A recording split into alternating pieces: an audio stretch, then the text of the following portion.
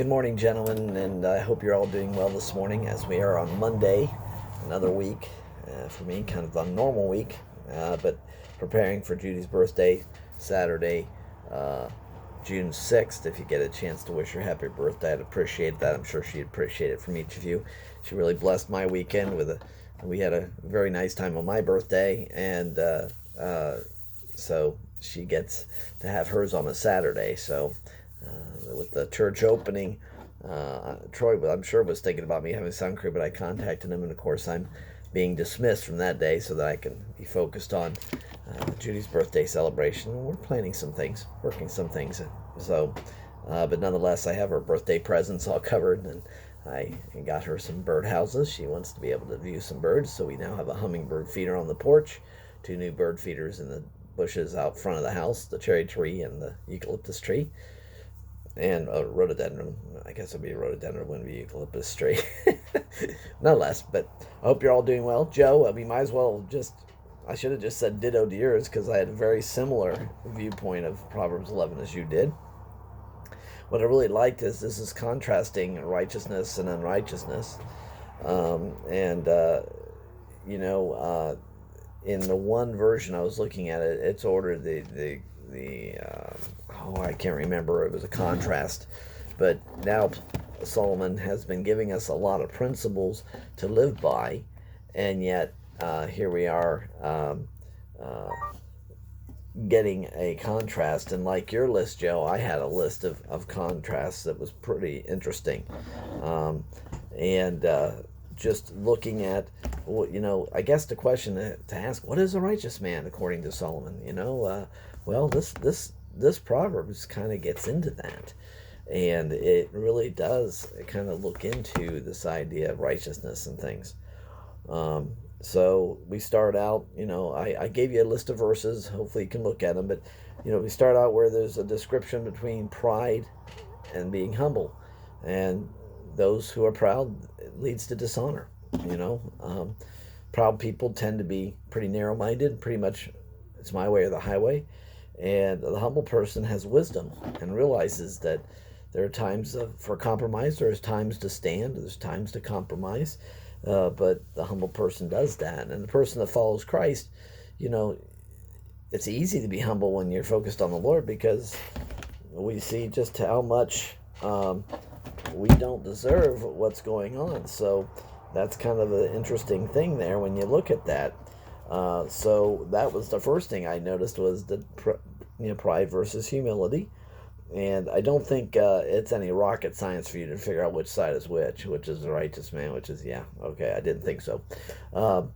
And I did like in Proverbs 11 as well, as he's contrasting the upright and the wicked here, basically. And you notice those are the terms that really describe here, upright and wicked. Okay, if they don't know Jesus, they're not following Christ, wicked, period. It's kind of like pretty simple. But I like in the next section there, verse 3, integrity guides, and crookedness and treacherousness leads to destruction.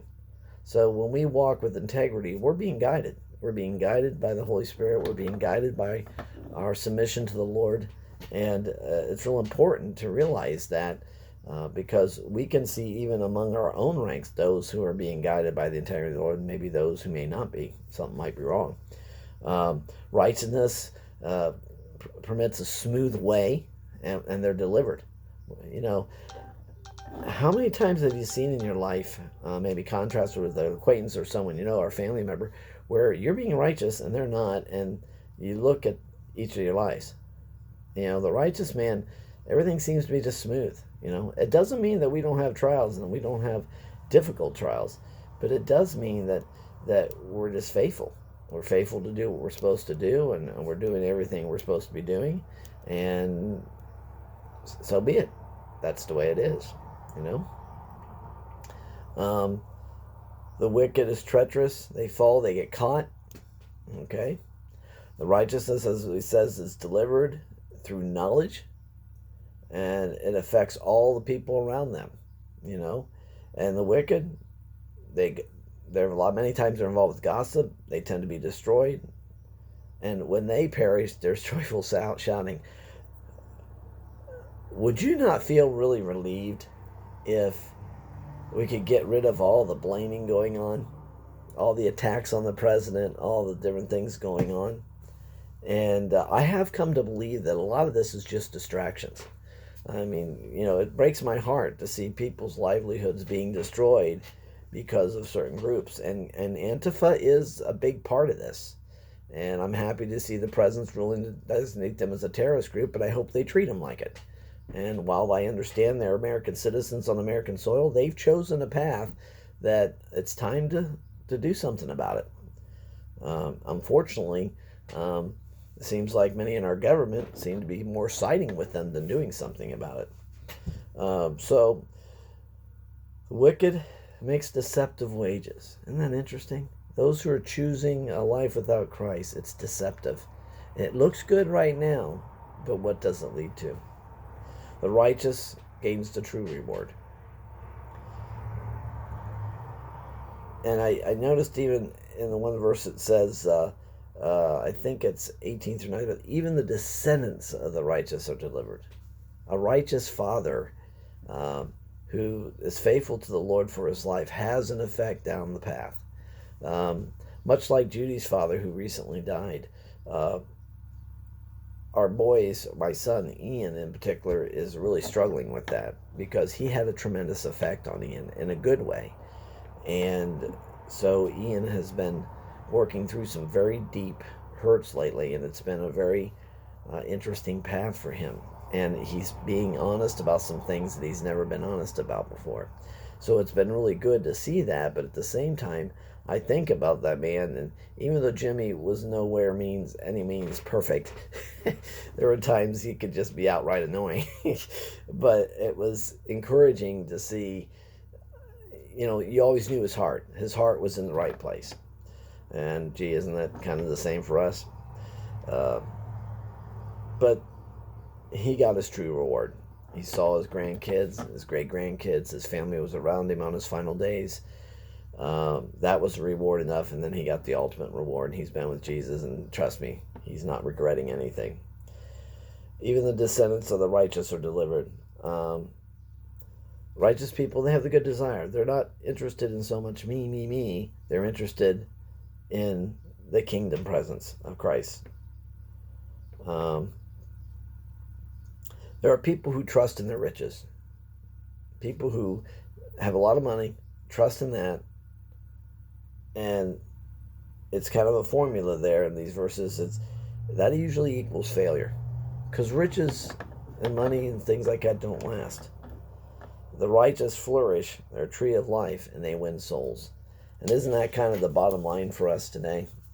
Don't we want to be righteous men because really we want to win souls? There's a lot of people out there today in a world that seems to be so chaotic, so full of protests, so full of all this stuff going on. And I really do believe the enemy is using it as kind of a distraction tactic from what's important. But we have not been distracted, gentlemen. We have been faithful, and in this lockdown time, and of course next weekend we get to return. Kind of curious what you guys are thinking about us returning to meeting, because the church is open. Don't see any reason why we shouldn't, but certainly open to your thoughts on that. But I hope you take some time to look at this video, to look at these scriptures. And Caleb and Dustin and Joe, appreciate all the thoughts. I was kind of laughing this morning, Joe. Thank you. Nothing was upside down. I'm very happy to see that. Yeah, I have a hard time reading standing on my head, so especially at my age. But anyway, I do want to just encourage you all and ask again today, praying the Lord bless you.